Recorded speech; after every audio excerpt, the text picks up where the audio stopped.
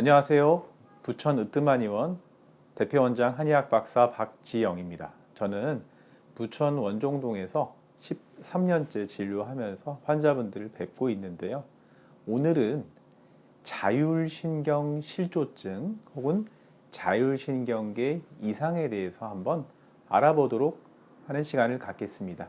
내용이 궁금하시면 끝까지 시청해 주시면 감사드리겠습니다.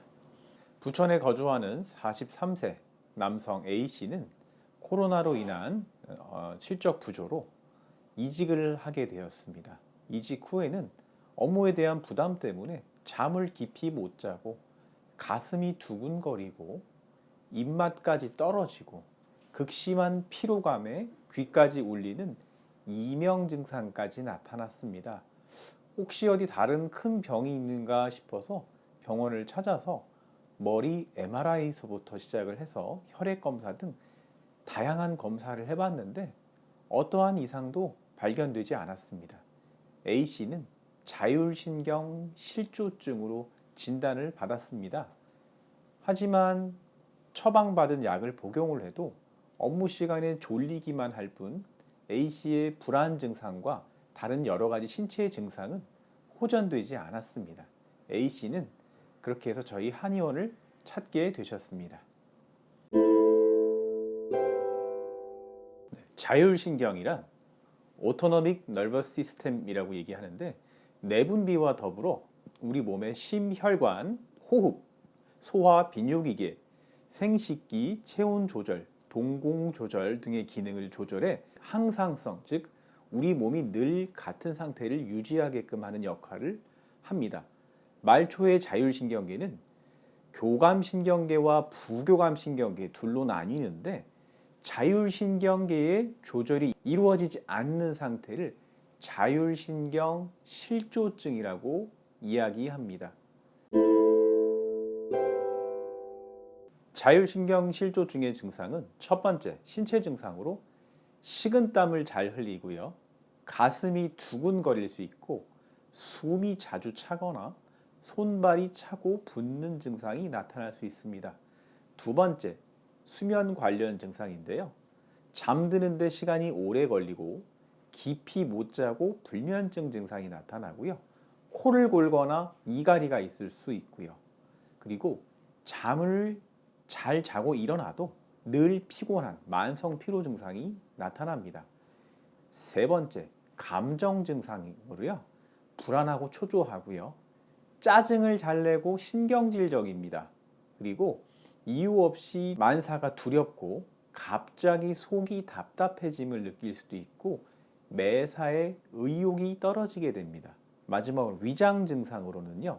입맛이 떨어져 식욕이 없고 자주 체하거나 병원 검사에서는 어떤 이상도 발견되지 않는데 소화가 자주 안 되고 변비와 설사가 반복되는 증상이 있을 수 있습니다. 위와 같은 증상들이 복합적으로 나타난다면 자율신경계 이상, 자율신경 실조증을 한 번쯤 의심해보고 한의원을 찾아서 정확한 진찰을 받아보시는 것이 좋습니다. 우리 몸에서 교감신경과 부교감신경은 놀이터에 있는 시소처럼 균형이 맞아야 하는데 스트레스나 질병 또는 생활 습관 등으로 인해서 균형이 깨지는 경우에 이 자율신경 실조증이 발생합니다.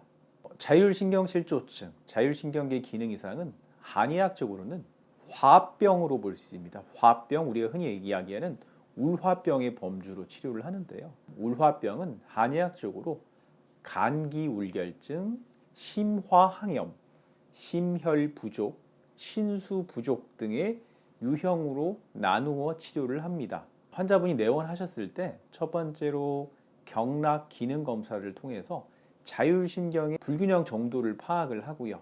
스트레스나 혈액순환, 혈관 나이들을 측정한 다음에 환자분의 병력을 청취하고 진맥 진찰을 통해서 화병의 증상 유형을 파악해 개인 체질에 맞추어서 한약을 처방합니다.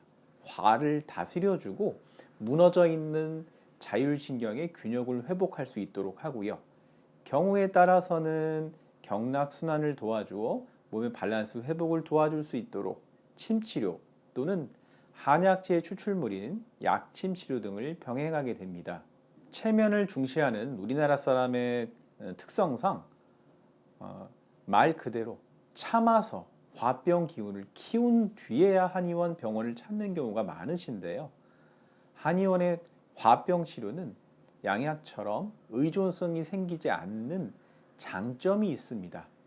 자율신경 불균형, 화병, 울화병 증상이 의심이 되신다면 가까운 한의원을 찾으셔서 정확한 진맥 진찰을 통해서 치료를 받는 것이 현명한 선택이라고 말씀드릴 수 있습니다. 구독, 좋아요, 알림 설정을 해주시면 더 큰 도움이 되겠습니다. 오늘도 시청해 주셔서 감사합니다. 구독, 좋아요, 알람 설정까지 부탁드립니다.